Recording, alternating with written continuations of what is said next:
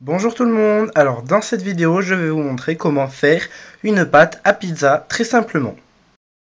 Donc pour ce faire vous aurez besoin d'une cuillère à soupe, d'une cuillère à café, de 7 g de levure chimique, de 360 g de farine, d'une cuillère à café de sel, de 2 cuillères à soupe d'huile d'olive et enfin de 22,5 centilitres d'eau tiède.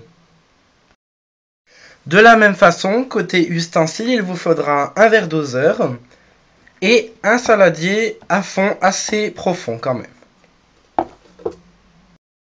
Je viens donc de mesurer 360 g de farine et je vais la disposer dans le bol qui est prévu à cet effet.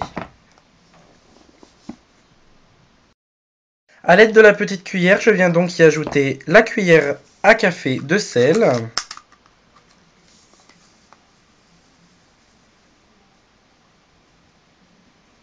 Donc une cuillère pleine.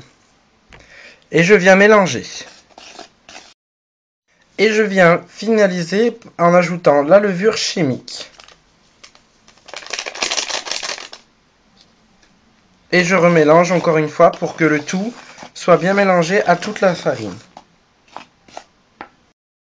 Donc je viens ajouter 2 cuillères à soupe d'huile d'olive.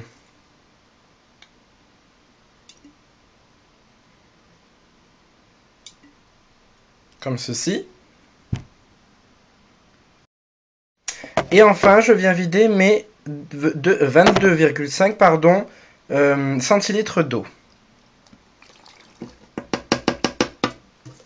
Je mélange le tout, puis je prendrai la boule de pâte que le mélange va former et je viens l'étaler sur une plaque. Après l'avoir mélangé donc à la main, on obtient un mélange de ce genre, donc une pâte souple et bien évidemment qui va continuer à gonfler grâce à la levure. Donc on va les laisser poser bien évidemment dans un récipient pour la laisser gonfler. Donc de préférence mettre le récipient à côté d'un radiateur si les radiateurs sont allumés ou vers une source de chaleur pour qu'elle puisse gonfler un petit peu plus. Donc ensuite ce qu'on va faire c'est qu'on va aller l'étaler donc sur une plaque, donc selon le diamètre que l'on souhaite avoir et selon l'épaisseur aussi. Cette pâte à pizza est faite pour une pizza de taille d'environ 20 cm de rayon si on l'étale au maximum. Ensuite, vous pouvez très bien faire une pâte beaucoup plus épaisse et beaucoup plus petite au niveau diamètre. Donc bien évidemment, cette pâte, vous allez y mettre vos ingrédients dessus et la faire chauffer. Elle gonflera et ainsi vous aurez votre pâte à pizza. Elle se conserve au réfrigérateur.